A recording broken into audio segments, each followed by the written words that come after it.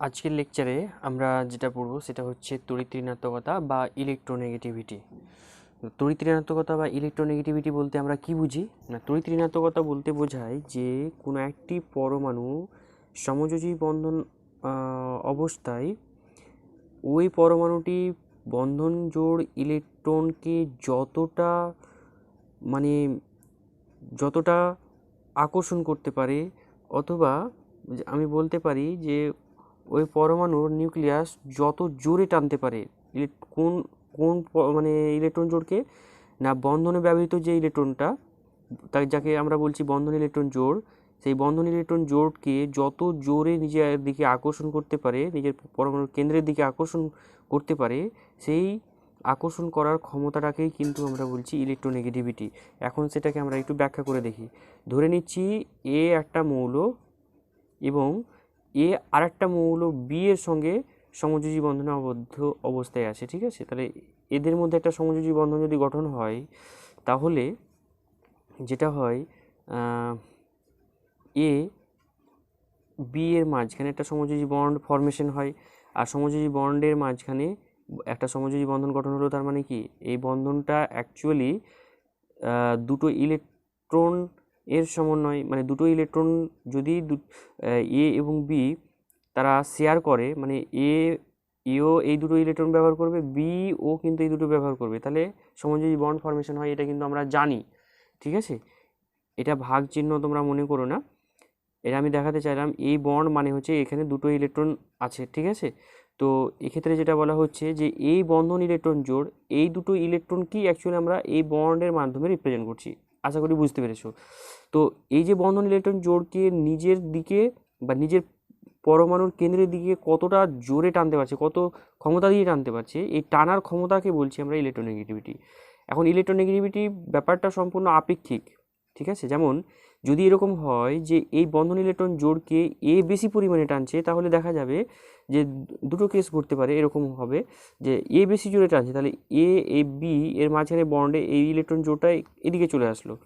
আর যদি এরকম হয় যে বি যদি বেশি জোরে টানে, বেশি ক্ষমতা যদি বি এর থাকে এর তুলনায়, তাহলে কিন্তু এ বি এর মাঝখানে বন্ডের এই ইলেকট্রন জোড়, মানে বন্ডেড ইলেকট্রন জোড়, যেটাকে বলছি আমরা বন্ধন ইলেকট্রন জোড়, সেটা কিন্তু বি এর দিকে যাবে। তো এরকমভাবে হবে। তাহলে যদি এই কেসটা ঘটে, তাহলে বলবো বি এর ইলেকট্রোনেগেটিভিটি বেশি, কারণ বি বেশি পরিমাণে ইলেকট্রন জোড়টাকে টানতে পারছে। আর যদি এরকম হয় যে এ বেশি জোরে টানছে বি এর তুলনায়, তাহলে এরকম হবে। তাহলে তখন আমরা বলবো যে বি এর ইলেকট্রোনেগেটিভিটিটা এর তুলনায় কম, তার জন্য এটা হয়েছে, ঠিক আছে? এরকম হতে পারে। তার মানে এটা একটা আপেক্ষিক ব্যাপার, যে যত বেশি জোরে টানবে তার তড়িৎ ঋণাত্মকতা তত বেশি হবে। এটাই মাথায় রাখতে হবে আমাদেরকে, ঠিক আছে? তাহলে এটা হয়ে গেল। এবার ইলেকট্রোনেগেটিভিটি মানে কোন কোন ফ্যাক্টরের উপর নির্ভর করে, সেই ফ্যাক্টরগুলো এবার আমরা পড়ব। তো 1 নাম্বার হচ্ছে পরমাণুর আকার। 1 নাম্বার পরমাণুর আকার।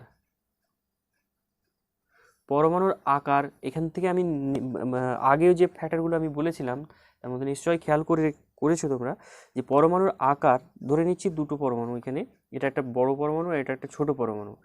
যদি অন্যান্য ফ্যাক্টরগুলো সেম থাকে, তাহলে পরমাণুর আকার যেখানে যেখানে আকারটা বড় হবে, এই ইলেকট্রনের সঙ্গে নিউক্লিয়াসের আকর্ষণ বলটা কি হবে, দূরত্বটা বেড়ে যাবে। সেই জন্য তোমার হচ্ছে নিউক্লিয়াসের সঙ্গে পরমাণুর লাশ কক্ষপথের ইলেকট্রনের মধ্যে আকর্ষণ বল কমে যাবে, আকর্ষণ কমে যাবে। তার মানে এইটা যদি আকর্ষণ কমে, তাহলে এই বন্ধন ইলেকট্রন জুড়েও আকর্ষণটা কমবে।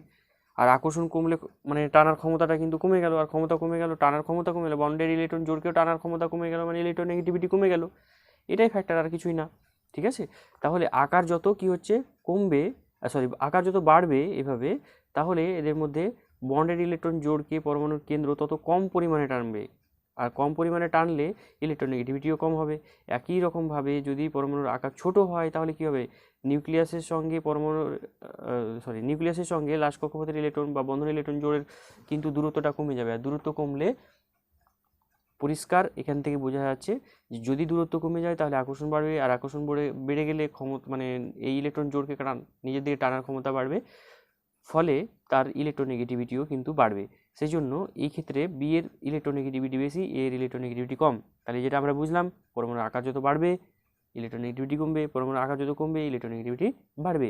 তার জন্য কোনো একটা পর্যায় সারণীর মানে পর্যায় বরাবর যদি আমরা বাম দিক থেকে ডান দিকে যাই, আমরা জানি পরমাণুগুলো আস্তে আস্তে ছোট হয়ে যায়, ঠিক আছে, আস্তে আস্তে ছোট হয়ে যায়। তো প্রথমে যেগুলো থাকবে একই, এই যে এটাকে ধরলাম যে প্রথমে যে পরমাণুটা রয়েছে সেটা বড়, তারপরে ছোট, তারপরে আবার ছোট, এরকমভাবেই কিন্তু বাম দিক থেকে ডান দিকে গেলে কোনো একটা পর্যায় বরাবর, যেমন দ্বিতীয় পর্যায় তৃতীয় পর্যায় বরাবর যদি আমরা বাম দিক থেকে ডান দিকে যাই তাহলে কিন্তু পরমাণুর আকারগুলো ছোট হয়ে যায়, পারমাণবিক ব্যাসার্ধ মানে কমে যায়। সেই ক্ষেত্রে কিন্তু আমরা দেখেছি যে একই রকমভাবে যখন পরমাণুর আকার কমে যাচ্ছে তাহলে পরমাণুর কেন্দ্রের সঙ্গে বন্ডের ইলেকট্রন জোড়ের আকর্ষণ বলটা কিন্তু বেড়ে যাচ্ছে। আকর্ষণ বল বেড়ে গেলে ইলেকট্রোনেগেটিভিটিও বেড়ে যাবে। তার জন্য কোনো একটা পর্যায় সারণীর পর্যায় বরাবর যদি আমরা বাম দিক থেকে ডান দিকে যাই তাহলে যেহেতু আকার কমে যাচ্ছে, ছোট হয়ে যাচ্ছে, তার জন্য তোমার হচ্ছে ইলেকট্রোনেগেটিভিটি ইলেকট্রোনেগেটিভিটি কিন্তু বাড়তে থাকবে, ঠিক আছে, এই বরাবর। ওই জন্য দেখা যায় যে যেমন কার্বন, নাইট্রোজেন, অক্সিজেন, ফ্লোরিন, এভাবে যদি আমি কল্পনা করি তাহলে কি হবে, কার্বন, নাইট্রোজেন, ফ্লোরিন, অক্সিজেন, ফ্লোরিনের মধ্যে সব থেকে বেশি হচ্ছে ইলেকট্রোনেগেটিভিটি ফ্লোরিনের বেশি, তারপরে অক্সিজেন, তারপরে নাইট্রোজেন, তারপরে কার্বনের ইলেকট্রোনেগেটিভিটি সব থেকে কম। আকারের দিক থেকে যদি ভাবি তাহলে কিন্তু কার্বনের সব থেকে আকার এই চারটার মধ্যে বড়। এভাবে প্রশ্ন করে, তিনটে চারটা দিয়ে দিল, পাঁচটা পরমাণু দিয়ে দিল, দিয়ে বললো যে এদেরকে ইলেকট্রোনেগেটিভিটির মানে ঊর্ধ্বক্রমে সাজাও বা নিম্নক্রমে সাজাও, এইভাবে দিয়ে দেয়। আবার আমরা এখান থেকে পর্যায় বরাবর তো দেখলাম, এটা আমরা শ্রেণী বরাবর দেখতে পারি। আমরা যদি শ্রেণী বরাবর দেখি তাহলে দেখবো যে উপর থেকে যত নিচে নামবো তত কিন্তু পরমাণুর আকারগুলো বাড়তে থাকে। তাহলে প্রথম পরমাণু যদি এরকম হয়, দ্বিতীয় পরমাণুটা আর বড় হবে, তৃতীয় পরমাণুটা আরও বড় হবে, নিশ্চয়ই বোঝা যাচ্ছে, ঠিক আছে। তাহলে এদিক থেকে যদি এদিকে আকার বড় হয় নিশ্চয়ই তাহলে কোনো একটা শ্রেণী বরাবর, এটা তো শ্রেণী, একটা শ্রেণী, এটা একটা শ্রেণী, তো শ্রেণী বরাবর উপর থেকে যত নিচে নামবো তত কিন্তু পরমাণুর একটার পর একটা কী হবে, যত নিচে নামবো তত কিন্তু শ্রেণী মানে কক্ষপথ সংখ্যা বাড়বে। কক্ষপথ সংখ্যা বাড়ার কারণে কিন্তু ওর আকারগুলো বড় হবে। তাহলে আকার যত বড় হবে ইলেকট্রনের প্রতি নিউক্লিয়াসের আকর্ষণ বলটা কমবে, আর স্বভাবতই ইলেকট্রোনেগেটিভিটি কিন্তু কমে যাবে। তাই ওপর থেকে যত নিচে নামবো কোনো একটা শ্রেণী বরাবর ইলেকট্রন নেগেটিভিটিও কিন্তু কমে যাবে, ঠিক আছে, ইলেকট্রোনেগেটিভিটিও কমে যাবে।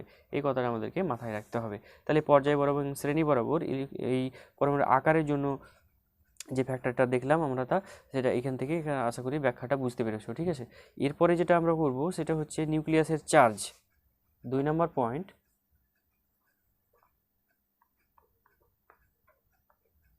নিউক্লিয়াসের চার্জ বা আধান, ঠিক আছে, নিউক্লিয়াসের চার্জ বা আধান। অন্যান্য ফ্যাক্টর মানে নিউক্লিয়াসের চার্জ বাদে যদি অন্যান্য ফ্যাক্টর অপরিবর্তিত থাকে তাহলে যেটা দেখতে পাবো, চার্জ যত বাড়বে, পরমাণু নিউক্লিয়াসের চার্জ যত বাড়বে ইলেকট্রনকে আকর্ষণ করার ক্ষমতা তত বাড়বে। কারণ কুলম্বের সূত্র আমরা জানি যে দুটো চার্জ Q1 এবং Q2 যদি দুটো চার্জ আর ব্যাসার্ধ মানে আর দূরত্বে যদি থাকে তাহলে এদের মধ্যে যে আকর্ষণ বা বিকর্ষণ বলটা যেটা হবে সেটা F F প্রপোর্শনাল আমরা কি জানি, Q1 × Q2, অর্থাৎ চার্জ দ্বয়ের গুণফলের সঙ্গে সমানুপাতিক। এবং তাদের এটা যদি মানে দুটো চার্জের মধ্যে দূরত্ব আর হয় তাহলে কি হবে, মানে আর এর বর্গের ব্যস্তানুপাতিক হবে। এটা আমরা কুলম্বের সূত্র অনুযায়ী জানি, ঠিক আছে। এখন একটা পরমাণুর কেন্দ্রতে থাকে পজিটিভ চার্জ, আর লাস্টে ইলেকট্রনগুলো হচ্ছে পিওরলি নেগেটিভ চার্জ। তাহলে পজিটিভ এবং নেগেটিভ চার্জগুলো কুলম্বীয় বল অনুসারেই এরা কিন্তু আকর্ষিত বা বিকর্ষিত হবে। এখানে যেহেতু একটা প্রোটন কেন্দ্রতে আর লাস্টে ইলেকট্রনের সঙ্গে প্রোটনের মানে একটা হচ্ছে আকর্ষণ হচ্ছে, তাহলে প্রোটন আর ইলেকট্রন যেহেতু বিপরীত আধানধর্মী, তাই এখানে কিন্তু প্রোটনের সঙ্গে ইলেকট্রন সর্বদাই কিন্তু কি হবে, আকর্ষণই হবে। তাহলে আকর্ষণ বলটা কিন্তু নির্ভর করছে প্রোটন চার্জের উপরে। চার্জ যত বেশি হবে নিউক্লিয়াসের সঙ্গে ইলেকট্রনের মানে তোমার হচ্ছে কি হবে না, আকর্ষণ বলটাও কিন্তু বেশি হবে। আর একই কারণে নিউক্লিয়াস মানে আমরা এটা বলতে পারি নিউক্লিয়াসের চার্জ বৃদ্ধির সঙ্গে সঙ্গে with increasing nuclear charge electronegativity also will increase, ঠিক আছে। তো এটা পরিষ্কার যে নিউক্লিয়াসের চার্জ বৃদ্ধি পেলে টান বাড়বে, আর টান বাড়লে ইলেকট্রোনেগেটিভিটি বৃদ্ধি পাবে। তো নিউক্লিয়াসের চার্জ কোন দিকে বৃদ্ধি পায় আমরা দেখেছি যে বাম দিক থেকে ডান দিক বরাবর যদি পর্যায় সারণী বাম দিক থেকে ডান দিক বরাবর যায় তাহলে যেটা হয় যে মানে অন্যান্য ফ্যাক্টরগুলো প্রায় অপরিবর্তিত থাকে, আর সঙ্গে নিউক্লিয়াসে কিন্তু চার্জটা বাড়তে থাকলেও যেটা দেখলাম আমরা যে ইলেকট্রনের প্রতি তার আকর্ষণ বলটা বেড়ে যায়, আর আকর্ষণ বল বেড়ে গেলে যেটা হবে ইলেকট্রোনেগেটিভিটি বেড়ে যাবে। তাই এদিক থেকে এদিকে গেলে, বাম দিক থেকে ডান দিকে গেলে কিন্তু মানে তোমার হচ্ছে কি চার্জ বৃদ্ধি পাওয়ার কারণেও তোমার ইলেকট্রোনেগেটিভিটি কিন্তু বৃদ্ধি পায়। আশা করি এই ফ্যাক্টরটা বোঝা গেছে, ঠিক আছে। আচ্ছা, তারপরে পরের ফ্যাক্টরটা হচ্ছে কি, পরের ফ্যাক্টরটা হচ্ছে যে 3 নাম্বার পরের ফ্যাক্টরটা হচ্ছে মৌলের জারণ অবস্থা।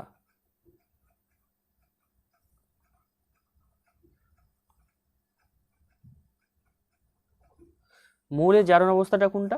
মৌলের জারণ অবস্থা বলতে বুঝি আমরা যে কোনো একটা মৌল কোন অবস্থায় রয়েছে, জারণের কোন অবস্থায় রয়েছে। যেমন যদি এফি নিউট্রাল অবস্থায় থাকে তাহলে তার জারণ অবস্থা 0। যদি এফি দুটো ইলেকট্রন ছেড়ে দেয় তাহলে তার এটা একটা মানে জারিত অবস্থায় রয়েছে এবং তার জারণ সংখ্যা হচ্ছে 2, মানে +2, ঠিক আছে। তাহলে এটা জারণ অবস্থা একটা। তাহলে আর একটা জারণ অবস্থা আছে সুস্থিত জারণ অবস্থা Fe3+, তাহলে এটা একটা জারণ অবস্থা। তো জারণ অবস্থা আমরা দেখতে পাচ্ছি সংখ্যা দ্বারা মানে এটাকে ক্যারেক্টারাইজ করা যায় সংখ্যা দ্বারা। মানে বলতে চাইছি যেখানে জারণ সংখ্যা যত বেশি সেটার জারিত রূপটা তত বেশি প্রমিনেন্ট হচ্ছে এখানে। তো এই জারণ সংখ্যা, কোনো একটা মৌলের পরমাণুর জারণ সংখ্যা যত বেশি হবে ও কিন্তু কি করবে, লাশ কক্ষপথের ইলেকট্রনগুলোকে তত বেশি পরিমাণে আকর্ষণ করতে পারবে। তাই কোনো একটি মৌলের মানে পরমাণুর জারণ সংখ্যা যত বেশি তত তার ইলেকট্রোনেগেটিভিটি বা তড়িৎ ঋণাত্মকতাও তত বেশি হবে। তাহলে এই তিনটে যদি দিয়ে দেই, যে এই তিনটে দিয়ে যদি বলে যে এদের জারণ অবস্থার ক্রম অনুসারে সাজাও, তাহলে আমরা কি লিখবো, এইভাবে লিখতে পারবো। মানে সব থেকে বেশি হচ্ছে Fe3+, তারপরে Fe2+, তারপরে হচ্ছে Fe0, মানে এটা পুরো 0 অবস্থায় আছে, নিউট্রাল অবস্থায় আছে, ঠিক আছে। তাহলে যেমন এটা আমরা যদি মানে প্র্যাকটিক্যালি দেখতে চাই তো কত হয়েছে এদের, তাহলে প্রথমটার ক্ষেত্রে আমরা দেখব যে এটা হচ্ছে 1.8 এটার ইলেকট্রোনেগেটিভিটি। তারপরে 1.8 যে এটা রয়েছে 1 মানে 2+ জারণ অবস্থায় যদি থাকে তাহলে 1.84, এবং 3 না মানে জারণ অবস্থায় থাকে, যদি ফেরিক অবস্থায় থাকে তাহলে এর হবে 1.95। তার মানে ইলেকট্রোনেগেটিভিটি কিন্তু বাড়ছে এভাবে, ঠিক আছে, যেটা আমি এর আগে বললাম। আচ্ছা, তারপরে 4 নাম্বার যে পয়েন্টটা আসছে সেটা হচ্ছে কি, 4 নাম্বার পয়েন্টটা দেখছো, পরমাণু সংকরণ অবস্থা।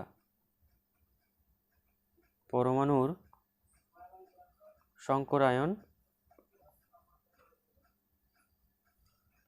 সংকরায়ন অবস্থা, ঠিক আছে। সংকরণ অবস্থা বলতে বোঝায় sp1 sp2 sp3 sp, এই মানে এই সংকরায়িত অবস্থাগুলোর কথা বলা হচ্ছে। তো আমরা জানি যে এস ক্যারেক্টার বৃদ্ধির সঙ্গে সঙ্গে মানে মাথায় রাখতে হবে যে এস ক্যারেক্টার, কোনো একটা পরমাণুর এস ক্যারেক্টার যত বৃদ্ধি পাবে তার কিন্তু ইলেকট্রোনেগেটিভিটি বৃদ্ধি পাবে তত। আর একটু ক্লিয়ার করে বলি, যেমন প্রথমে হচ্ছে CH3 সিঙ্গেল বন্ড CH3, দ্বিতীয়টা হচ্ছে কি CH2 ডবল বন্ড CH2, তৃতীয় যৌগ হচ্ছে CH ট্রিপল বন্ড CH। তাহলে এইখানে এই দুটো কার্বনই কিন্তু sp3 হাইব্রিডাইজড। তাহলে এই কার্বন দুটো, ইথিলিনে দুটো কার্বনই কিন্তু sp2 হাইব্রিডাইজড, এবং এই অ্যাসিটিলিনে দুটো কার্বন sp হাইব্রিডাইজড। এখন যদি দেখি ক্যালকুলেশন করে দেখো, এখানে একটা S 3টে P, টোটাল 4টা রয়েছে অরবিটাল। তো একটা S রয়েছে আর 3টে P, তার মানে কি টোটাল এখানে S এর পার্সেন্টেজ অফ S এটা কত পার্সেন্ট, না এটা হচ্ছে 25%, আর পিটা হচ্ছে পি এর ক্যারেক্টারটা হচ্ছে 75%, ঠিক আছে। আর যদি এখানে দেখি যে একটা এস দুটো পি, তার মানে টোটাল তিনটি রয়েছে, তার মানে এস হচ্ছে 33.3% এবং পি হচ্ছে 66.6%। এইখানে যদি দেখি এক্ষেত্রে তাহলে এস হচ্ছে 50% আর এখানে পি হলো 50%, যেহেতু একটা এস একটা পি রয়েছে। তার জন্য আবার এইটা আমাদের মাথায় রাখতে হবে যে এস এর তুলনায় পি এর ভেদন ক্ষমতা কিন্তু কম, অর্থাৎ এস একটা সময়ের জন্য কিন্তু নিউক্লিয়াসের সব থেকে বেশি মানে প্রবিষ্ট হয়, নিউক্লিয়াসের দিকে প্রবিষ্ট হয়, অর্থাৎ নিউক্লিয়াসের দিকে ধাবিত হয়, মানে কাছে চলে আসে। তার কারণে এসে যদি কোনো ইলেকট্রন থাকে তাহলে পি এর তুলনায় এসে যদি ইলেকট্রন একটা এসে আছে, একটা ধরো পি আছে, তাহলে এসে যে ইলেকট্রনটা রয়েছে তাকে কিন্তু বেশি পরিমাণে নিউক্লিয়াস টানবে। কারণ কি, এস অরবিটালটা তোমার পি এর তুলনায় বেশি প্রবিষ্ট নিউক্লিয়াসের দিকে, সেই কারণে। তার জন্য বলা হচ্ছে যে with increasing S character electronegativity also increase. ঠিক আছে, তাহলে পার্সেন্টেজ অফ এস ক্যারেক্টার বৃদ্ধির সঙ্গে সঙ্গে কি হবে না, ইলেকট্রোনেগেটিভিটিও কিন্তু বৃদ্ধি পাবে। এই কথাটা আমাকে মাথায় রাখতে হবে। এখন আমি যদি এদিক থেকে এদিকে যাই, sp3 থেকে sp2, sp2 থেকে sp যদি যাই, তাহলে পার্সেন্টেজ অফ এস ক্যারেক্টার বাড়ছে। দেখো এখানে 25%, তারপরে এখানে 33.3%, এখানে কিন্তু 50%। অর্থাৎ এদিক থেকে এদিকে গেলে, অর্থাৎ sp3 থেকে sp দিকে যদি যায়, তাহলে এস ক্যারেক্টার বাড়ছে, আর এস ক্যারেক্টার বাড়লে ইলেকট্রোনেগেটিভিটিও বাড়ে। এটা আমি দেখালাম। ঠিক আছে, তার কারণেই যদি বলা হয় যে এই তিনটে কার্বনের মধ্যে, মানে স্টারিক মার্ক করে দিল হয়তো এইটা, এইটা, এইটা, এইটা, এটা যদি এরকম করে দেয়, তাহলে আমরা দেখবো শুধু sp, sp2, sp3 দেখবো। ঠিক আছে, তাহলে এগুলো, এটা sp3, এটা sp2, এটা হচ্ছে sp, নিশ্চয়ই তাহলে এটার ইলেকট্রোনেগেটিভিটি সব থেকে বেশি, তারপরে এটা, তারপরে এটা। বোঝা গেল? তাহলে ইলেকট্রোনেগেটিভিটির বিচারেও কিন্তু আমরা যেটা বলতে পারছি, কার্বন, ভালো করে মাথায় রাখবে এটা, কার্বন sp3 ইলেকট্রোনেগেটিভিটির বিচারে অর্ডার অফ ইলেকট্রোনেগেটিভিটি যদি বলি, carbon sp3, carbon sp2 less than carbon sp।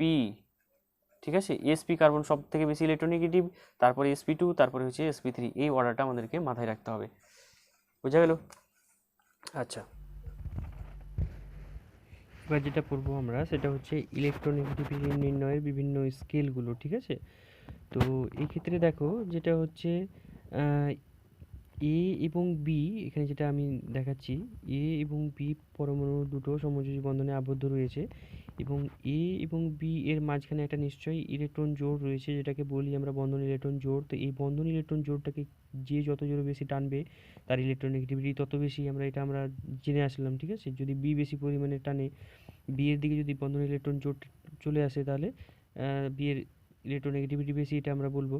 ঠিক আছে, তো এখন একই রকমভাবে আমরা জানতে চাইছি যে এই যে বিভিন্ন, এটা যেহেতু এটা মানে এটা রিলেটিভ ব্যাপার, তাই কোনো একটা স্কেল তৈরি করতে চাইছি যার সাহায্যে প্রতিটি পরমাণুর আমরা ইলেকট্রোনেগেটিভিটি বের করতে চাই।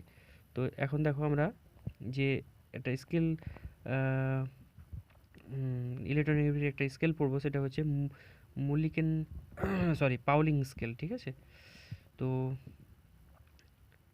পাউলিং স্কেল এটা আমরা পড়বো। পাউলিং স্কেলটা যদি আমরা দেখি, তাহলে দেখো মেইনলি যেটা দেখা যায় এখানে, যে পাউলিংয়ের মতানুসারে যে যদি একাধিক মৌলের পরমাণু যদি পরস্পর যুক্ত হয়ে একটা অণু গঠন করে, সেই ক্ষেত্রে কিন্তু একটা নির্দিষ্ট পরিমাণে শক্তি নির্গত হয়। যেমন A2B2 এই ধরনের মৌল কি তৈরি করলো, 2A ধরনের যৌগ তৈরি করলো। যেমন তোমার হচ্ছে কি একটা উদাহরণ, একই ধরনের হাইড্রোজেন এবং ক্লোরিন যদি বিক্রিয়া করে, দিয়ে দুই অণু কি তৈরি করবে, HCl তৈরি করবে। এই ধরনের একটা বিক্রিয়া। এখানে দেখা গেল যে হাইড্রোজেন এবং ক্লোরিনের তড়িৎ ঋণাত্মকতার পার্থক্যের কারণে যে বন্ধনটা তৈরি হলো HCl, এখানে কিন্তু ইলেকট্রনের আনইকুয়াল শেয়ারিং হবে, অর্থাৎ হাইড্রোজেন এখানে কম পরিমাণে টানবে, ক্লোরিন বেশি পরিমাণে টানবে। ঠিক আছে, তো এই ক্ষেত্রে দেখো যে এ বন্ধন প্রকৃতিটা কীরকম, মানে পারফেক্টলি 100% সমযোজী, তাই এখানে বন্ধন ইলেকট্রন জোড়টা কি সমানভাবে ইউজ হবে, দুটো পরমাণু সমানভাবে ইউজ করবে। অপরপক্ষে বি মৌলের পরমাণু, এখানে দুটো বি পরমাণু একসঙ্গে যুক্ত হয়ে কি তৈরি করেছে, একটা B2 অণু গঠন করেছে। এবং এখানেও কিন্তু বি বি ড্যাশ মানে বি বন্ড বি, এই ধরনের একটা বন্ড ফর্মেশন হবে। তারপরে তোমার হচ্ছে এই যেটা দেখাচ্ছি এখন, এটা হচ্ছে এবি এবি মানে টাইপের একটা বন্ধন, মানে তোমার হচ্ছে অণু গঠন হবে, যেরকম এখানে HCl গঠন হয়েছে। ঠিক আছে, তো এরকম ধরনের হবে। তো এবিতে কিন্তু নিশ্চয়ই এখান থেকে মনে রাখতে হবে যে নিশ্চয়ই একটার ইলেকট্রোনেগেটিভ বেশি হবে আর একটা ইলেকট্রোনেগেটিভ কম হবে, আর তার কারণে বেশি পরিমাণে সুস্থিত অবস্থা অর্জন করে, এবং তার জন্যই এক্সট্রা একটা নির্দিষ্ট পরিমাণে শক্তি কিন্তু রিলিজ হয় বা নির্গত হয়। এই নির্গত শক্তির পরিমাণটা কতটা না ডেল আমরা বলতে পারি, ডেল অ্যাকচুয়ালি নির্গত শক্তি, বা এটাকে আমরা তাপও বলতে পারি এটাকে, ঠিক আছে। তো এটা ডেল এর পরিবর্তে আমরা তাপ লিখলাম। এই তাপটা যেটা বেরোলো এইটার জন্য একটা এক্সট্রা স্টেবিলিটি পেলো, এবি বন্ড গঠন হওয়ার ফলে এক্সট্রা একটা স্টেবিলিটি পেলো, অর্থাৎ স্থিতিশীল অবস্থা অর্জন করলো এই বন্ড ফর্মেশন হওয়ার ফলে, ঠিক আছে। যদি এ আলাদা থাকতো, বি আলাদা থাকতো, তাহলে কিন্তু এই স্টেবিলিটিটা পেতো না। যখন তারা এবি গঠন করলো তখন একটা নির্দিষ্ট পরিমাণ তাপ বেরোলো, আর তার জন্য তারা একটা এক্সট্রা স্টেবিলিটি গেইন করলো, ঠিক আছে। আচ্ছা, এবার আম,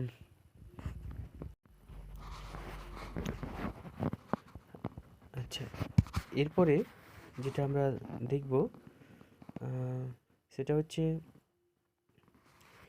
এই যে যেটা বললাম আমি, যে পরিমাণে তাপ বেরোবে সেটাকে আমরা কি বলছি, রেজোন্যান্স এনার্জি।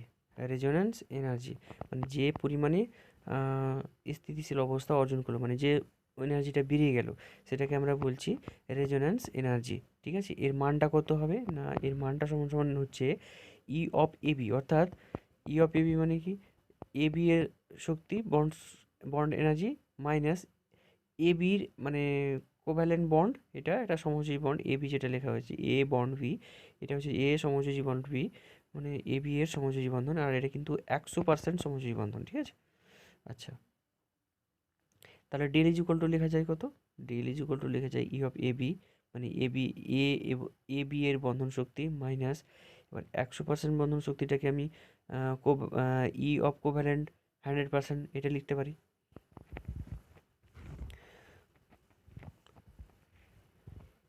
এরপরে এই এবিটাকে আমি কি বললাম না, ই অফ এবি মানে বললাম এবি বন্ড ফর্মেশন হওয়ার ফলে এই বন্ডের যে শক্তি সেটা হচ্ছে ই অফ এবি, ঠিক আছে।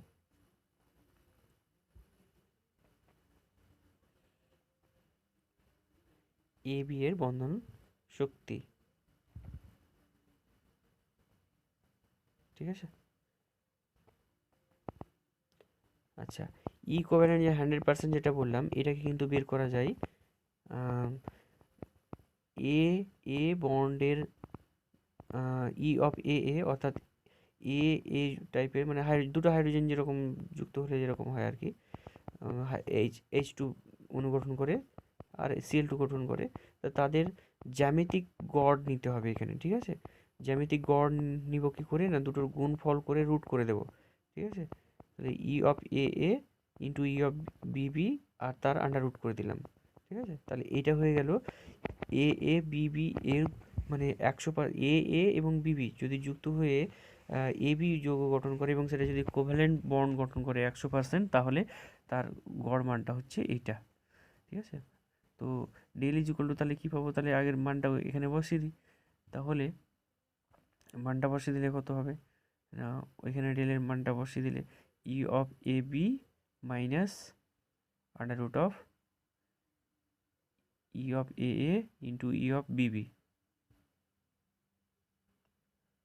ই অফ বিবি, ঠিক আছে।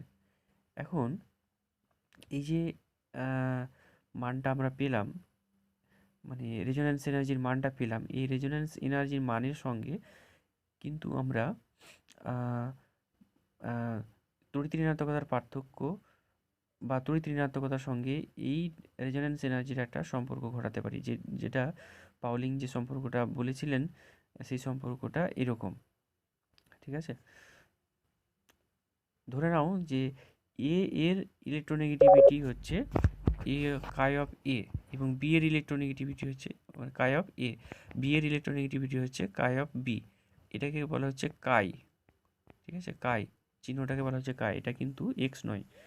কাই অফ এ নিচেরটা হচ্ছে কাই অফ বি, কাই অফ এ হচ্ছে এ এর ইলেকট্রোনেগেটিভিটি, ইলেকট্রোনেগেটিভিটি অর্থাৎ তড়িৎ ঋণাত্মকতা, বা এবং বি হচ্ছে কাই অফ বি হচ্ছে বি মৌলের পরমাণুর তড়িৎ ঋণাত্মকতা বা ইলেকট্রোনেগেটিভিটি, ঠিক আছে। তো যেটা বললাম chi of A chi of B এর সঙ্গে ডেল্টার একটা সম্পর্ক রয়েছে। পাউলিং বললেন কি যে এই কাই অফ এ মানে যদি এর ইলেকট্রোনেগেটিভিটি বেশি হয় আর কি, chi of A minus chi of B is equal to 0.0 208 into under root of delta, ঠিক আছে। এখন ডেল্টা এই যে ফর্মুলাটা পেলাম, এই ফর্মুলাটা তখনই হবে, মানে তখনই বসবে। আচ্ছা, তার আগে বলে দিই যে এখানে যেটা ধরলাম chi of A chi of B, যেটা বলেছি আগে একবার বলে দিয়েছি।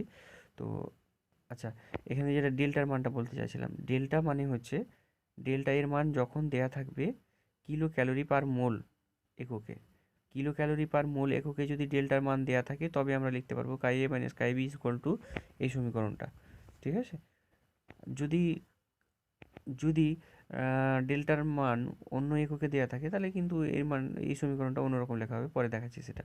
তো দেখা যাক এখন 0.208 ডেল্টার মানটা এখন বসিয়ে দিই। ডেল্টার মান এখানে কত ছিল আগে এখানে লিখে রেখেছি। ডেল্টার মান হচ্ছে E of A B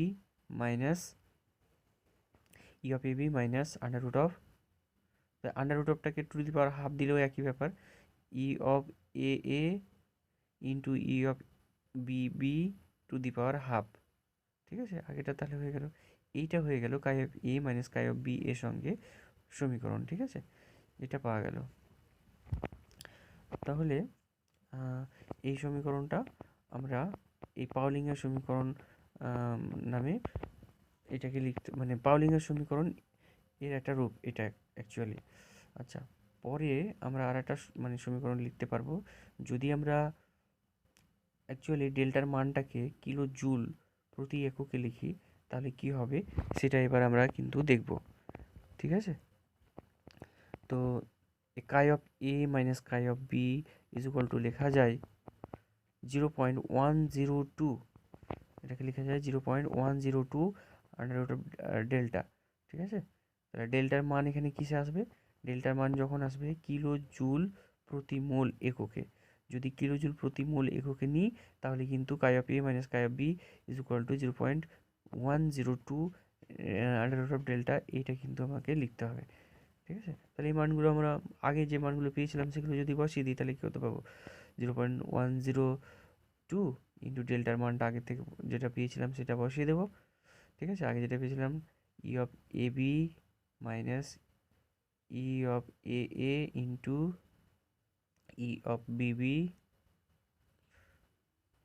to the power half, ব্যাস।